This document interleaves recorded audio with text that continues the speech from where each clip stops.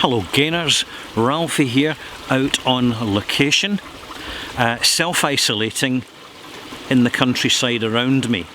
And the main thing is that should I happen to pass another human, I will respect more than the 6 feet or 2 metre distance.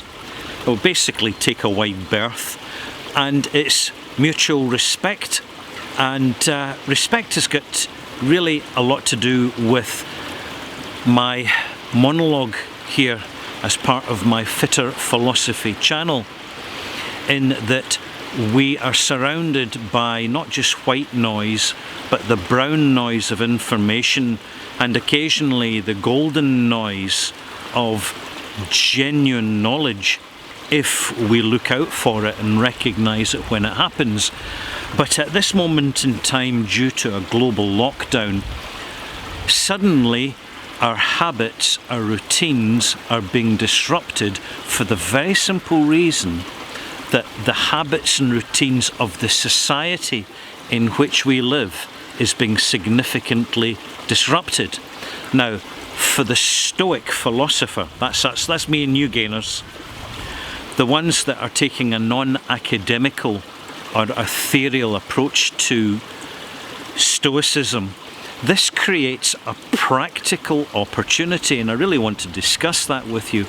And it's the opportunity of self-isolation so that we have an opportunity to focus temporarily while the global lockdown's happening around us on examining ourselves so that we can become a better version of ourselves. It is enlightening ourselves through the experience of life, and as and when opportunities unexpectedly arise, such as a massive pandemic which is affecting everybody, and everybody's in this together, even those that don't think they are, because that is the way of the world. You have this situation where habits have suddenly been broken, and we ask ourselves, what am I going to do now? Now we have a choice. We just watch television or plug into the computer 24/7. We just pick up magazines and we try and blank what's happening around us, believing that it's only in the short term. But as time goes on and short term becomes medium term, we get uncomfortable and a bit stir crazy. This is the moment in which we open the window, let in the increasingly fresh air due to the lack of pollution that's happening in the environment around us, and we take those long, deep breaths 3 times that I have told you about in previous videos. When we do that, it calms the body, and the calmer body calms the minds. Blood pressure reduces, anxiety reduces, and we basically, by default, start to tune into ourselves more. Now, if we have the strength of character that we can start to turn off the broadcast white noise, the mobile phones, the social media, the computer, the television, the computer games, all these very easy distractions, and thereafter if we can cut out the food distractions, because if we're being less mobile, we need to eat less.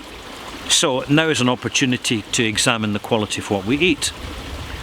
So we're looking at the quality of the peace and quiet we're getting, the lack of distraction, the challenge that it presents to ourselves, and then the food we're eating, the drink of stimulants, alcohol, marijuana, ganja, whatever you call it, and the other little distractions.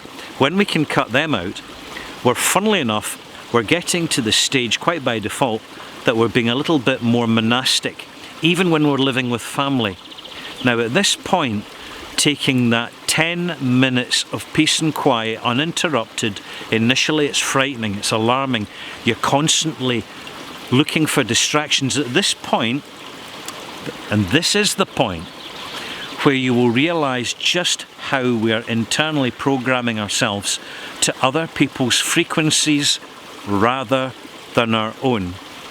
When we identify other frequencies disrupting our mind our attention, our focus, when we're more in the now, our own personal space, in quiet and silence, in a monastic circumstances, then for just a brief few minutes each day, and you can build it up. It's like intermittent fasting, to be honest. You just don't know how good it is for you until you do it. So do it, gainers, because it will provide you with gains.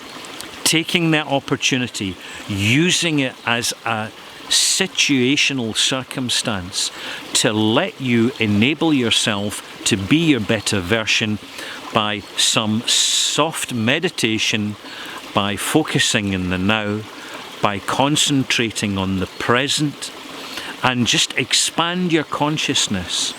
And as you do so, consider opening your third eye. The easiest way to do that is simply to press your finger to your head, right, just like so, and just press harder and harder. Remove your finger and you'll still feel the presence of that brief connection, that physical connection.